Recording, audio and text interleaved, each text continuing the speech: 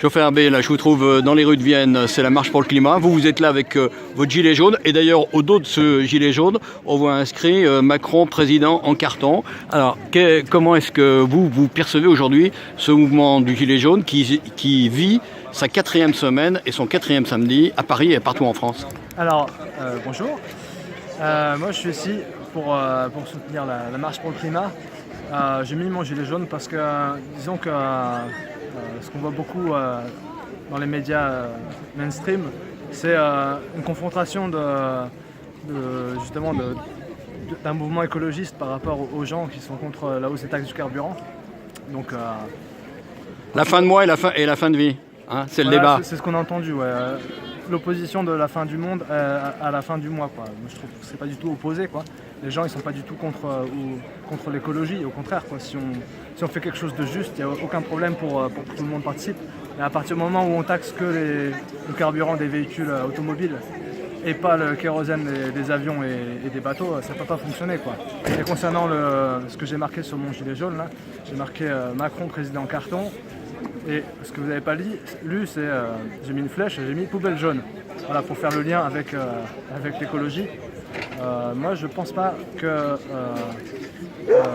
le changement climatique il va se faire uniquement avec des petits gestes de chacun des personnes.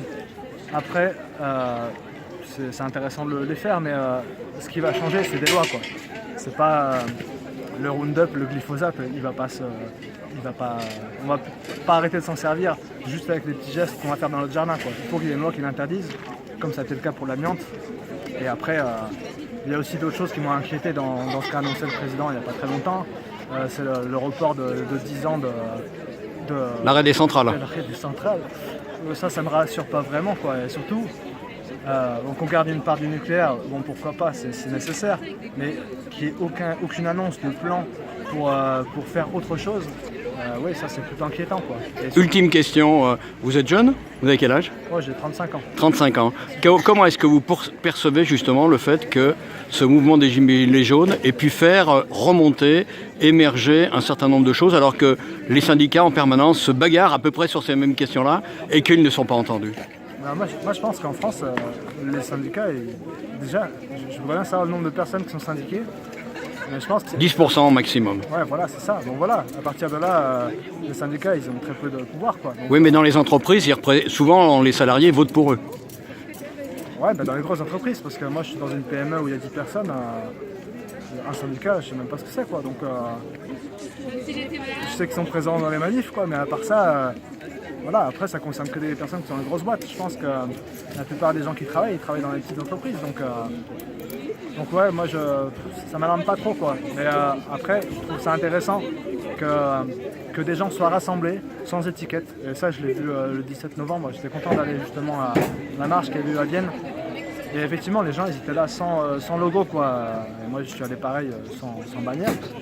Et ça, c'est intéressant parce que du coup, les gens ils sont rassemblés pour une cause commune, quoi. Et, voilà.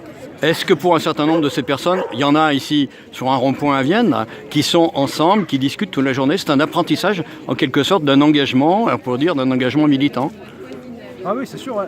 Ce qui est intéressant, c'est qu'il y a des discussions, quoi. C'est que les gens, disons qu'on retrouve un côté humaniste, quoi. Moi, c'est ce qui me plaît aussi dans ce mouvement, c'est que les gens se regardent, quoi. Ils regardent les voitures, ils regardent si les gens ont mis les gilets jaunes.